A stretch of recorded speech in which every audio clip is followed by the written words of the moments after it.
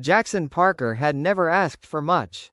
A simple life in a small Ohio town, enough work to keep food on the table, and a dream that clung to the back of his mind like the smell of engine oil on his hands: to open his own garage. He was good at what he did. Customers at the shop knew they could count on him to diagnose a problem by sound alone. But years passed, and every time he saved a little, life took more. His father's medical bills, a leaky roof, a transmission failure in his own beat-up sedan. The dream stayed parked in neutral. Then came the fall. One icy January morning, rushing to catch the early shift, Jackson slipped on black ice outside his building.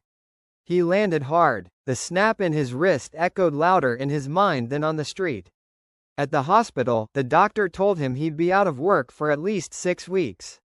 No wrench turning, no paycheck. He sat in his apartment that first night, left wrist in a cast, bundled in a hoodie under a flickering ceiling light.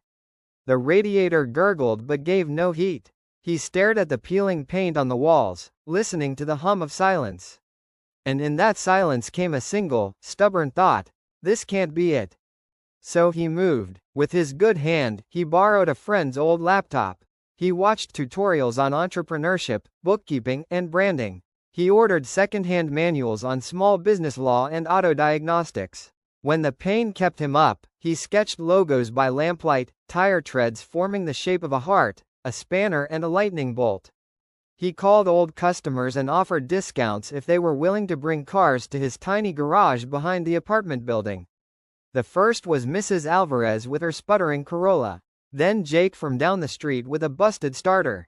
Word spread. Jackson couldn't do heavy lifting, but he could troubleshoot, advise, guide, and most importantly, show up. Every single time. When the cast came off, he didn't return to the shop.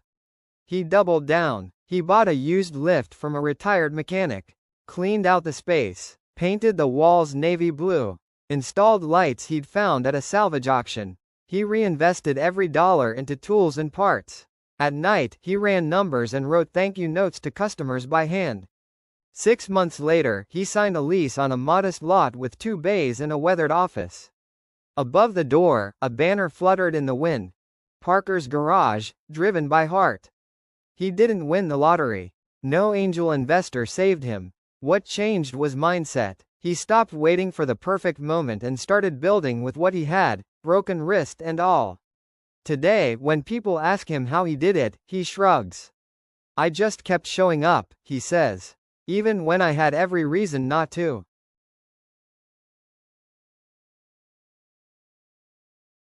Success doesn't always come loud and fast. Sometimes it arrives in the quiet moments, when no one's watching, and the only thing pushing you forward is a choice not to stop. Jackson Parker didn't have luck or luxury, he had heart.